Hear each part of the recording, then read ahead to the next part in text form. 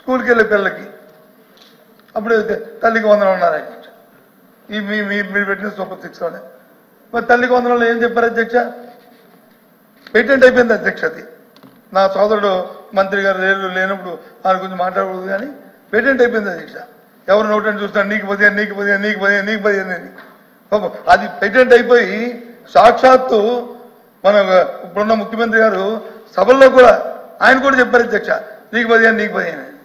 మరి ఎక్కడుంది అధ్యక్ష 15 ఎప్పుడు ఇస్తారు అధ్యక్ష? ఎకడమిక్ ఇయర్ స్టార్ట్ అయిపోయింది, పిల్లలు వచ్చి స్కూల్కి వెళ్ళిపోతున్నారు, మరి వాళ్ళకి వచ్చి బట్టలకు వాళ్ళకి కావాల్సిన ఆర్థిక పరిస్థితి బాగోలేవు, దేనికోసం ఇస్తారు 15,000? ఇదేమో వాళ్ళకేమి ఇది వెల్ఫేర్ కాదు అధ్యక్ష.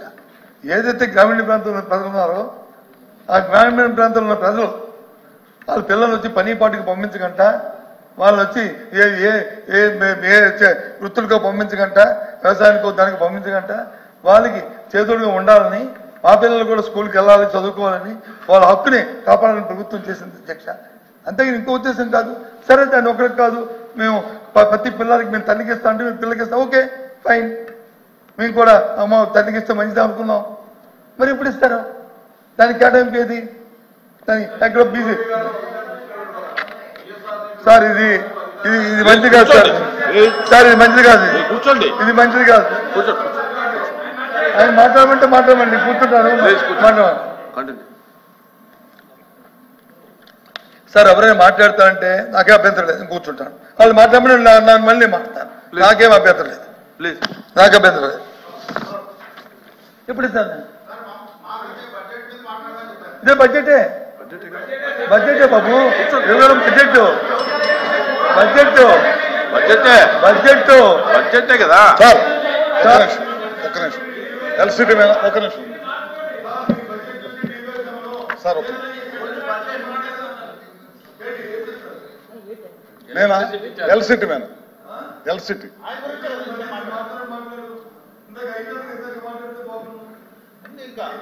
ఒక్క నిమిషం అంటే మీరు అడిగారు కాబట్టి ఒక్క నిమిషం సార్. ఒక్క నిమిషం. 2019 తెలుగుదేశం పార్టీ అధికారం కోల్పోయేటప్పటికి అప్పుడు ట్రోప్ ఛార్జెస్ ఈఆర్సీ అప్రూవల్కి 3,000 కోట్లు మాత్రమే వెళ్ళింది. తర్వాత వైఎస్ఆర్ ప్రభుత్వం అధికారంలోకి వచ్చిన తర్వాత 2022, 23, 24 మీద 6,000 కోట్లు, 23, 24కి 11,000 కోట్లు అప్రూవల్కి వెళ్ళింది సార్. మేము అధికారం దిగేటప్పటికి 3,000 కోట్లు మాత్రమే రాష్ట్రం మీద భారం. ఇక్కడ వీళ్ళు అధికారం దిగిపోయేటప్పటికి దాదాపు 17,000 కోట్ల పైన ఈ రాష్ట్ర ప్రజల మీద భారం వేసి కామ్గా వెళ్ళిపోయారు సార్. ఇది విద్యుత్ వ్యవస్థలు అన్నీ కూడా వైఎస్ఆర్ ప్రభుత్వం అధికారంలో ఉండగా పూర్తిగా సర్వనాశనం అయిపోయినాయి. వీటితో పాటు 9 సార్లు కరెంటు బిల్లు పెంచి రాష్ట్ర ప్రజల మీద భారం వేసిన ప్రభుత్వం ఏదంటే మీ ప్రభుత్వం.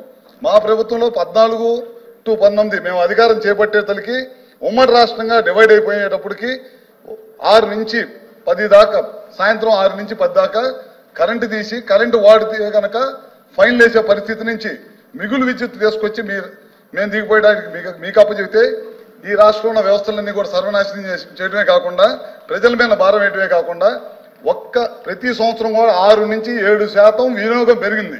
కానీ 1 మెగావాట్ ఉత్పత్తి కూడా గడిచిన ప్రభుత్వం తీసుకురాలేదు. ఇదే కాకుండా గడిచిన ప్రభుత్వం తెలుగుదేశం టైంలో 7,500 పైన రెన్యూబుల్ ఎనర్జీ, విండ్ కానీ సోలార్ కానీ వీటన్నిటిని కూడా అభివృద్ధి చేస్తే మీ టైంలో పీపీఎల్ రద్దు చేసి వాళ్ళని ఇబ్బంది పెట్టి కేంద్ర ప్రభుత్వం విదేశీ ఇన్వెస్టర్ల చేత కూడా మందలింపు చేయబడిన ప్రభుత్వం మీది. ఇప్పుడు కూడా మేము రెన్యూబుల్ ఎనర్జీ మీద మళ్ళీ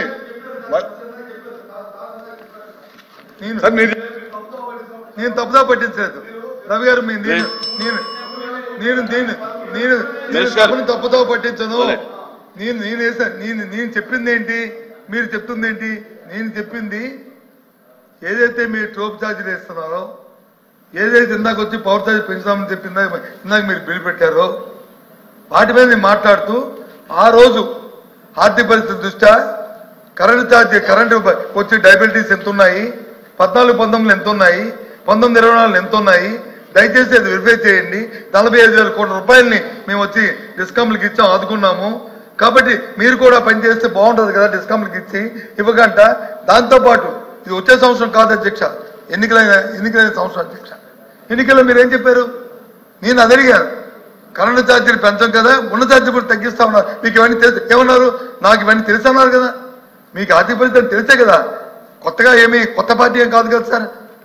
చంద్రబాబు నాయుడు 4వ ముఖ్యమంత్రి గారు వారు.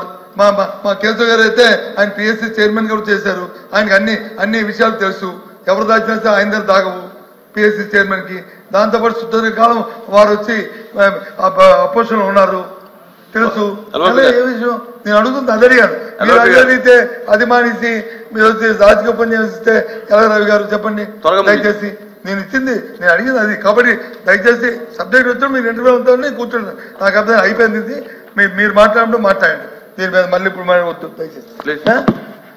ఈ స్కూల్కి వెళ్ళే పిల్లల గురించి అధ్యక్ష, మరి ఎప్పుడే సార్ చెప్పండి. ఈ ఆర్థిక సంవత్సరంలో మీరు వచ్చి అక్కడ బీసీ ఎస్సీ వెల్ఫేర్ దాంట్లో వచ్చి ఒక 5,000 కోట్లు ఎంతో పెట్టారు. దాని నుంచి ఇది ఇస్తా ఉన్నారు. 5,000 కోట్లు సరిపోద్దా? మొత్తం 80 లక్షల మంది పిల్లలు, 80 లక్షల మంది పిల్లలకి 15,000 వేసుకుంటే అవుతుందా? పోనీ దాన్ని ఏ రకంగా ఈ సంవత్సరం ఇస్తామా లేదా వచ్చే సంవత్సరం ఇస్తామా లేకపోతే ఎప్పుడు నుంచి ఇది ప్రారంభిస్తాము అని నిర్దిష్టంగా ఎక్కడో చెప్పాలి అధ్యక్ష. మస్ట్ ఇవాళ చెప్పబోయింది రేపు చెప్పాలి, రేపు చెప్పతే వీధిలో చెప్పాలి. ఎందుకంటే రేపు వీధిలోకి వెళ్తాం, మేము రేపు బహిరంగ వెళ్తాం, ప్రజల తరఫున గొంతెత్తాం, వీధి బోడ తిరుగుతాం, మీరు ఇచ్చిన సూపర్ సిక్స్ ఏమైనా అడుగుతాం. తప్పదు. ఇక్కడైతే ఏదో బుల్లో చేసి లేకపోతే టైం అయిపోతుందని చెప్పి అధ్యక్షులు ఎగ్జెంట్ చేస్తే వెళ్ళిపోవచ్చు. కానీ ఇది ఆగదు అధ్యక్ష. ఎందుకంటే వాగ్దానం ఇచ్చిన తర్వాత ప్రభుత్వాల బాధ్యత, ప్రజల బాధ్యత. అందుకే రాజకీయ పార్టీలు ఎప్పుడు కూడా కొత్త అధ్యక్ష ఏదైనా సరే ఏది నిలబెడుతుందామో అదే చెప్పాలి, అది అమలు జరపాలి. అది నీతి, అది సిద్ధాంతం. అది అంతేగాని ఎన్నికల ప్రభుత్వం ఇష్టం మా వాగ్దానం ఇస్తాం, ఎన్నికలు అయిపోయిన తర్వాత వచ్చి మానేస్తామంటే అది కాదు అధ్యక్ష. దయచేసి అది చేయమనే కోరుతున్నాం. మీరు చేసి సభ అనిపించుకోండి, మీరు ఇచ్చిన హామీలు నెరవేర్చుకోండి. 10 కాలాల పాటు మీరు ఉన్నారని మాకు అభ్యర్థులు. ఎందుకంటే అల్టిమేట్గా మీరు కానీ మేము కానీ అందరం కూడా ప్రజలకి జవాబుదారులు, ప్రజలకు మంచి జరగాలని కోరుకుంటాం. అంతేగాని ప్రజలకు నష్టం జరగాలని కోరుకోం. ఎవరు అధికారులు ఉన్నా సరే అది చేయండి, కాదనలేదు. ఏం చేస్తాం. అందుకే చెప్పి ఎంతగా అంటారు ఇంత అప్పు తెచ్చారు, ఈ అప్పులంతా ఏం చేశారని. 2,78,000 కోట్లు సార్ అధ్యక్ష డైరెక్ట్ బెనిఫిట్. 2,78,000 కోట్లు డైరెక్ట్ బెనిఫిట్ అధ్యక్ష. ₹1, ₹2 కాదు. మధ్యలో దళాలు లేరు, మధ్యలో బ్రోకర్లు లేరు, మధ్యలో మధ్యవర్తులు లేరు. డైరెక్ట్గా ప్రజలకు అందింది అధ్యక్ష. ఎందుకని దానివల్ల ఏం జరిగింది? ప్రజల కొనుగోలు శక్తి పెరిగింది, వాళ్ళ జీవన ప్రమాణాలు పెరిగాయి, వాళ్ళ దానికి ఆర్థిక పరిస్థితులు మెరుగుపడ్డాయి. దాని నుంచి జరిగింది కదా అధ్యక్ష. ఇది వాస్తవం కదా, ఇది కాదు చెప్పండి అధ్యక్ష. ఇదంతా ఏదో ఇంటి పడిపోయింది కదా. దయచేసి సమయం ఏమైనా ఫిక్స్ చేస్తే చెప్పండి. 2 నిమిషాలు మానేస్తాం, పర్వాలేదు. చాలా టైం అయింది. మళ్ళీ రిప్లై ఆయనే కదా, ఆయన ఎవరు లేరు కదా. రిప్లై ఉంది కదండి. ఆయన ఎంతసేపు మాట్లాడండి, మేము ఆయన ఇష్టం, మాకే అభ్యంతరం లేదు. 5 నిమిషాలు క్లోజ్ చేయండి, క్లోజ్ చేస్తాను. ఎప్పుడు కూర్చుంటాను.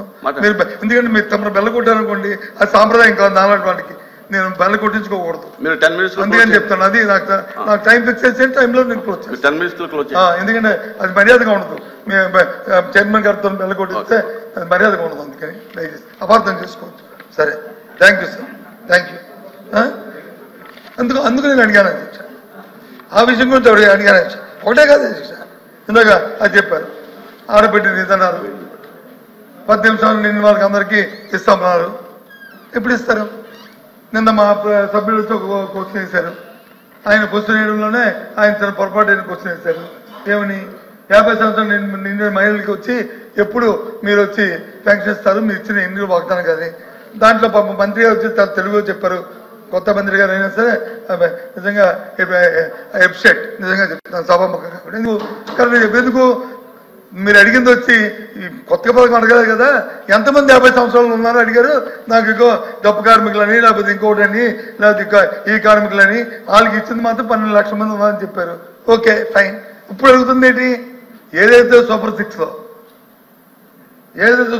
లో మీరు ఇచ్చిన వాగ్దానం ఉందో ఆ వాగ్దానాన్ని 50 సంవత్సరాలు నిండిన మహిళలకి అది ఎప్పుడు ఇస్తారు చెప్పండి. 18 సంవత్సరాలు మహిళలకి ఎప్పుడు ఇస్తారో చెప్పండి. మరి ఉచిత బస్సు పథకాన్ని ఎప్పుడు పెడతారో చెప్పండి. ఉచిత బస్సు పథకం పెట్టడానికి అదే అక్కడది కదా అధ్యక్ష. మీరే కదా పక్క రాష్ట్రాలు చూసా కదా మనం దాన్ని కాపీ కూడా చేసాము. ఆ పక్కన తెలంగాణవో లేదా పక్కన కర్ణాటకవో బెంగళూరు చూసేద్దాం కదా అధ్యక్ష, చేయొచ్చు కదా అధ్యక్ష. ఎలాగ 40% ఎలాగ ఆక్యుపేషన్ ఆర్టీసీలో 40% ఆక్యుపేషన్ ఖాళీగా ఉంది. కనీసం 40%లోనే మొన్న మా కళ్యాణం అడిగినట్టు ఏదో అన్నవరమో లేకపోతే సంవత్సరమో లేకపోతే తిరుపతిలో వెళ్ళి మా మైళ్ళు వచ్చి అవి వెళ్ళి దేవుడి గుళ్ళకి వెళ్తారు కదా అధ్యక్ష. తప్పే ఉంది అధ్యక్ష. 40% ఖాళీగా ఉన్నాయి కదా, అది చేయొచ్చు కదా. మీ హామీయే కదా. దానికి ఎందుకు అధ్యక్ష, దానికి ఎందుకు ఆలస్యం అధ్యక్ష? అదేమి పెద్ద ఇంత కాదు కదా అధ్యక్ష. ఆలోచించండి నేను అంటుంది. ఏదో మిమ్మల్ని ఏదో పంపించాలి చేయాలని మేము మాట్లాడతాం అధ్యక్ష. కాబట్టి ప్రభుత్వాలు వచ్చి బాధ్యతగా ఉండాలి. కానీ ఎంతసేపు ప్రభుత్వం అంటే అపోజిషన్ రద్దీ అని రెండు అనుకొని డ్రైవ్ చేద్దాం అనుకుంటే సరే చేయండి, మీ చేతిలో అధికారం ఉంది, మీరు డ్రైవ్ చేస్తే చేయండి, ఎవరు వద్దన్నారు. కానీ ఎప్పుడు గత ప్రభుత్వం 7 సంవత్సరాలు అయిపోయాయి, 7 నెలలు అయిపోయినప్పుడు కూడా ఇంకా గత ప్రభుత్వమే, 7 నెలలు అయిపోతే ఇంకా గత ప్రభుత్వమే మా చెప్తున్నారు. కాదు సాక్షాత్తు కాదు సాక్షాత్తు అది కాదు అధ్యక్ష, అది అధ్యక్ష. ప్లీజ్ ప్లీజ్ చిరంజీవి గారు కూర్చోండి కూర్చోండి కూర్చోండి కూర్చోండి.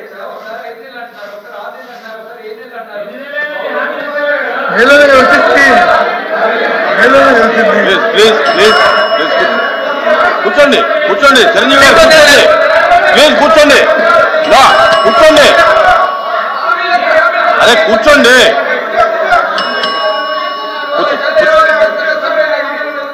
కూర్చోండి. అరే కూర్చోండి కూర్చోండి కూర్చోండి ప్లీజ్ ప్లీజ్. కాదే దీక్ష పోనీ కరెక్ట్గా ఎన్నాళ్ళైందో మీరే చెప్పి పోనీ అయింది. ఎప్పుడు చేస్తారు చెప్పండి, రోజుతో గంటలతో చెప్పండి, లేదు రోజు గంటలు చెప్పండి అండి. మా ఆర్థిక మంత్రి తప్ప మాకే అర్థం లేదు. మా మంత్రి గారు మా మంత్రి గారు మా అంతం లేచింది ఎందుకమ్మా అంటుంది ఏమంటారు గత ప్రభుత్వాల్లో అంట. ఎందుకంటే ఇప్పుడు ఇది డిస్కషన్ మాట్లాడాలి కదా అధ్యక్ష. ఎందుకంటే మీకు సార్ నేను ఏమంటా ఇప్పుడు 5 నెలల గురించి మాట్లాడుతున్నారు. ఇప్పుడు మేము మాట్లాడుతున్నప్పుడు ఇందాక మా సభ్యులు మాట్లాడుతున్నప్పుడు ఎంతమంది మాట్లాడారు అధ్యక్ష? మేము ఇంతవరకు కామ్ గానే విన్నాం కదా, మేము ఎక్కడ డిస్టర్బ్ చేయలేదు. ఎక్కడో చిన్న మిస్కమ్యూనికేషన్ జరుగుతుంది, చూసుకోండి అని చెప్తున్నాం. సభలో ఫైనాన్స్ మినిస్టర్ గారు ఉన్నారు, ఫైనాన్స్ మినిస్టర్ గారు ఆన్సర్ అధ్యక్ష. ఫైనాన్స్ మినిస్టర్ గారు ఉన్నారు, దాన్ని నోట్ చేసుకుంటారు. ఏదైనా ఉంటే కనుక రిప్లైలో చెప్తారు. మీరు అందరూ లేచి దానికి సమాధానం చెప్తే అది కరెక్ట్ కాదు. కూర్చోండి. ఒకవేళ పొరపాటు మాట్లాడితే నోట్ చేసుకుంటారు, ఆ పొరపాట్లు ప్రస్తావిస్తారు. మీరు కూర్చోండి. ప్రతి వాళ్ళు క్లారిఫికేషన్ ఇస్తే మంత్రి గారు క్లారిఫికేషన్ ఇస్తారు. ఏదైనా పొరపాట్లు ఉంటే ఆయన రాసుకుంటారు, దానికి ఆయన సరి చేస్తారు. అధ్యక్ష హోంమంత్రి గారు వచ్చి పాపం కోపం వచ్చింది అధ్యక్ష. ఆవిడ మహిళ సోదరిమణి, ఆవిడికి వాస్తవాలు ఏమంటే నేను హోంమంత్రిని, నేను ఒక తల్లిని, నేను ఒక బిడ్డని అంటున్నాను అధ్యక్ష. కరెక్ట్, నేను కాదనలేదు అధ్యక్ష, నేను కాదనలేదు, సోదరే. కానీ ఒక్కొక్క సబ్జెక్ట్ అయితే గత ప్రభుత్వాలు తాలూకు ఉంటాయి అధ్యక్ష. లా అండ్ ఆర్డర్కి ఉందా అధ్యక్ష?